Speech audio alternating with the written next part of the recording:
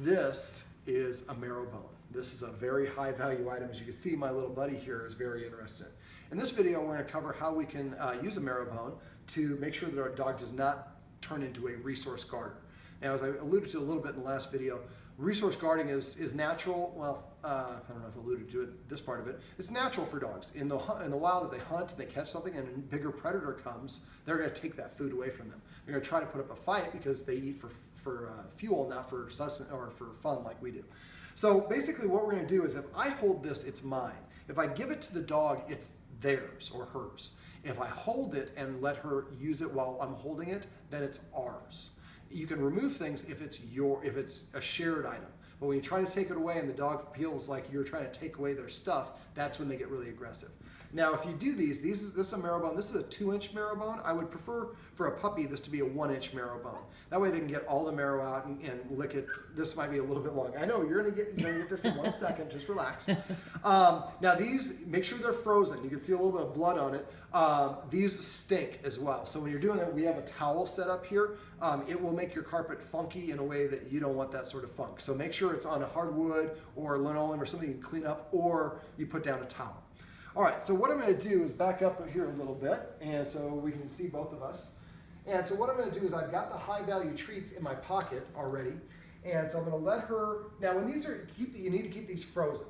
So basically, when you're getting ready to give your dog one of them, just pull one out, put it in your sink for about 15 minutes, and let the hard frost kind of rinse off of it, and wait for the dog to be interested. Now, she's interested in kind of the fat that's on the side, so I'm going to let her kind of chew on some of that. Now, I also use this sometimes to help a dog feel comfortable going in their kennel or a playpen. We're going to do that off camera. You got to hire me and I'll show you how to do that trick. But this one, right there, so she's chewing on the fat. She's trying to chew a little piece off so she can eat it. And what I'm doing is I'm holding the high value treat here. Drop. So I waited for kind of a pause of her eating, and then I pulled it away. There we go. Can you grab me a paper towel? Sure. And it does not smell good. I don't like seafood. But you see, she's very intent and she's really enjoying chewing it. We will want to wait for a little bit of a break. Now she's going to pull this little piece off. That might be much for her. So there we go. Drop. Now in that case, she didn't actually drop it. She just happens to, thank you. She just happened to let go at the same time. But I'm rewarding the same act, which is the dropping of it. There we go. So we get her taking it again. Let's get a better camera view for you.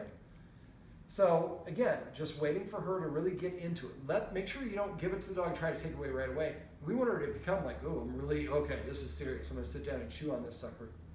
There we go. Now she's got a big piece of fat in her mouth, so I don't know if she was gonna give it up at this point. There we go, she's gonna try to take it away.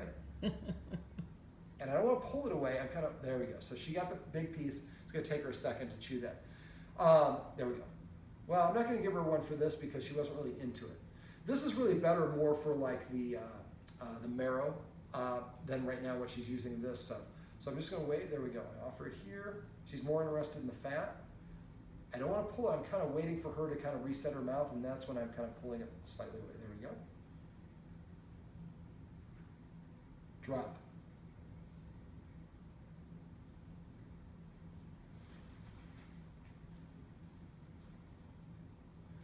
So basically, like I said, with the dog, with me holding it and the dog chewing on it, it's ours, and the dog's not possessive. If I let go of this, she's going to take it and go away to eat it in peace. Now, while we're doing this, we want to also incorporate a little bit of touch. So what I'm going to do is I'm going to switch hands so I have better camera presence. Oops, there we go. Don't let her take it. And again, a 1-inch is going to be better because you're going to go through several of these when you have a puppy. So you don't want to give them too much marrow. Marrow is very rich. For those of you who don't know at home, Pepto-Bismol for your dog, canned pumpkin. You made pumpkin pie out of. So if your dog gets diarrhea, take a scoop of canned pumpkin, put it in with their food. The fiber will firm up their stool. All right, so now while she's got this, the higher up on the dog that I go, the more reactive they're going to get. So what I typically do is I just wanted to get the dog used to me petting them while they're eating this marrow bone while I'm holding on to it. So now she's getting used to the contact while she's doing the other things. Otherwise, you touch her. If you haven't prepared her for this, you touch her and then she gets into protection mode. So we want her to get used to it. Now first I'm starting very far away from her body, but I'm going to start eventually, I'm going to do this very quickly in this video. When you're doing this at home, this should be several marrow bones. Like maybe the first one, I'm just petting right here, and then eventually I'm going to be petting here. Now the dog will start growling when you get close to their, some dogs will, when you get close to their mouth. That's okay, the growl is kind of a warning, but if you were very progressive about it, they're not going to turn and snap at you. If you go from here to here, then they might. So the idea is we just get the dog used to having this really high value item while the human's holding it. So the human's being nice enough to let her borrow it. There we go. And then every once in a while, the human takes the item away and I get the high value treat. And there we go. Now I don't want to say drop, that was one of the hard ones that was in my pocket from before. So there's 2 points to this. Number one is to get her to stop chewing on it where we give her a high value treat. The other part of it is we want to just be touching her while she's chewing on it so she just gets used to it. Now what I typically will do in there only, in a controlled area, because again I don't want her to take it and go hide on the carpet. So what we're going to do is eventually, now she's really into it, this is one of the problems that the guardians have, is her not wanting to go in the kennel. So now what I'm going to do is now we're going to kind of use this to get her more interested in going to the kennel. So at first, I don't want to go straight away right there, so we're just moving. We stop her off the towel. I know we might be a little bit backlit, so I apologize. Okay. Again, letting her into it. Now I'm not going straight away in there. Most people want to go all the way in there right away. You're going to be okay if I put this on the floor in there? Yep. Okay.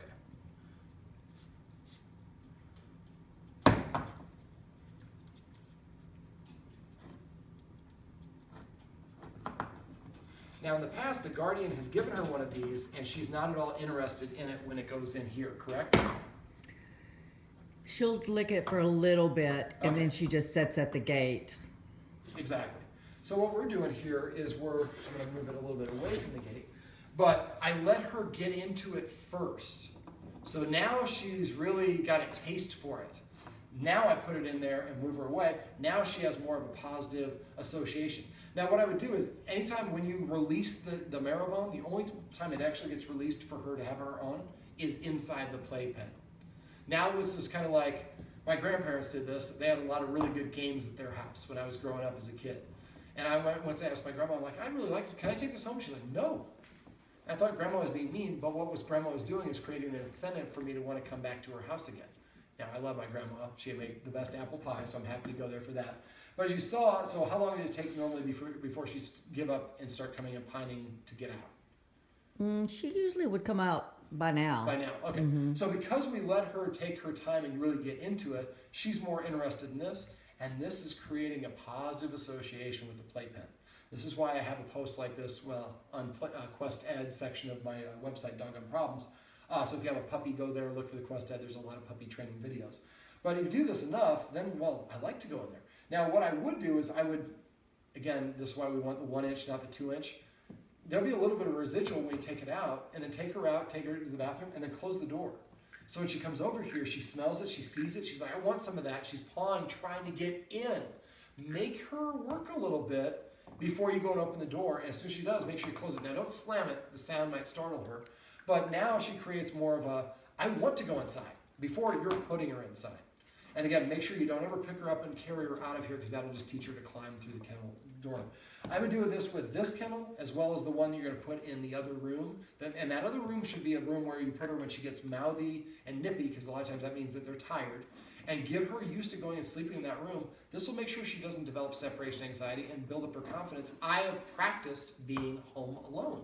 Most people don't ever help the dog practice that. The dog doesn't know how to do it and they freak out. Well, that's why the benefit of setting up a puppy playroom in a spare bedroom, you just get to do that while you're there. And again, what we're going to do is we're going to get a wire kennel and we're going to attach, this is where it comes apart, to either side of the wire kennel. And we're going to wire the door open and we're going to take that puppy pad, put it inside the kennel. So the only soft place in this whole option is inside the kennel, and the door is always open. So we don't have to worry about feeling that I'm closed in. And one last thing, because she does like to go underneath the couch and underneath things to feel protection, that's the benefit of, if you want to shoot that real quick. This is a plastic kennel. I prefer to use a wire kennel, especially for the playpen, but that one gives a little bit more comfort because it's kind of covered. So what you can do is get a blanket. They make little things that'll actually fit over that, but a lot of people just put a blanket over it. Now, if she pulls the blanket off and then pulls it and lays in the blanket on there, then stop doing that. Right. But this way, she kind of, like I said, it trains her to use the kennel and helps her prepare for, so she's not a dog that has separation anxiety without you doing any effort whatsoever other than providing the structure. So this is how we can use a marrow bone to make sure the dog is comfortable going in the kennel or the play area, as well as to make sure they don't develop into a resource guarder.